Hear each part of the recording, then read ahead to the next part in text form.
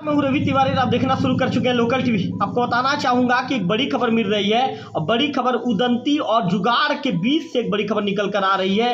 आपको बताना चाहूंगा कि उदंती और जुगाड़ के बीच में एक धान से भरी जो ट्रक होती है और 3 ट्रक लगातार एक के बाद एक लाइन से 2-3 ट्रक चल रही थी। और ये जो ट्रक है, जो जानकारी निकल कर सामने आ रही है कि बरबहली के धान मंडी से धान भरकर कुंडल भाटा जाने के लिए निकली थी। इस दौरान जुगाड़ और उदंती के बीच में जो सबसे अंतिम में जो ट्रक चल रही थी, तीसरे नंबर की ट्रक, जो दूसरे नंबर की ट्रक थी, दूसरे नंबर की ट्रक भी धान से भरी हुई ट्रक थी और तीसरे नंबर की ट्रक भी धान से भरी हुई ट्रक थी। तीसरे नंबर की ट्रक दूसरे नंबर के धान से भरी हुई ट्रक से पीछे से जाकर टकरा जाती है। टकरा जाने के बाद जो ड्राइवर होता है, ड्राइवर स्टीयरिंग में फंस जाता है।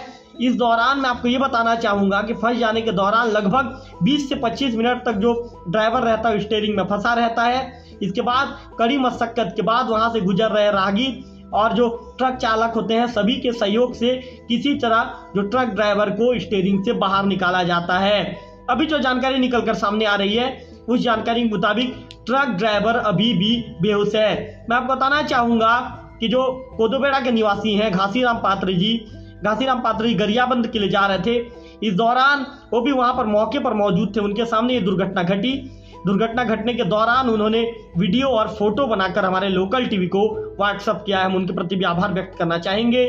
मेरे लोकल टीवी की स्क्रीन पर आप देखेंगे कि कुछ धान की बोरियां हैं और सड़क के किनारे गिर गई है और इसके बाद बिखर गई है। आपको बताना चाहूँगा कि फिलहाल जो ड्राइवर है, ड्राइवर बेहोश है। उस मौके पर एम्बुलेंस भी पहुंच गया है और एम्बुलेंस लेकर ड्राइवर को जो ये बताया जा रहा है कि जो पास के जो स्वास्थ्य केंद्र पड़ेगा, जहाँ पर जो चालक का जो इलाज हो सके, उसे वहाँ पर लेकर रवाना हो गई है। आपको बताना चाहूँगा कि एक बार फिर से बता दूं कि 3 क्रमशः जो धान गाड़ियां हैं, एक के बाद एक लाइन पर 3 धान गाड़ियां चल रही थी। इस दौरान जुगाड़ और उदंती के बीच में जो दूसरी धान गाड़ी से तीसरी जो धान से भरी गाड़ी है जाकर टकरा जाती है। उसके सामने का हिस्सा उसके सामने के हिस्से का जो ये कह सकते हैं, जो सामने का हिस्सा पूरी तरह से जो ट्रक का जो सामने के हिस्से का बोनट कहते हैं, उसे बोनट चपेटा जाता है। इसके बाद जो चालक होता है, चालक स्टीयरिंग में फंस जाता है। चालक के पेट का हिस्सा स्टीयरिंग में दब जाता है।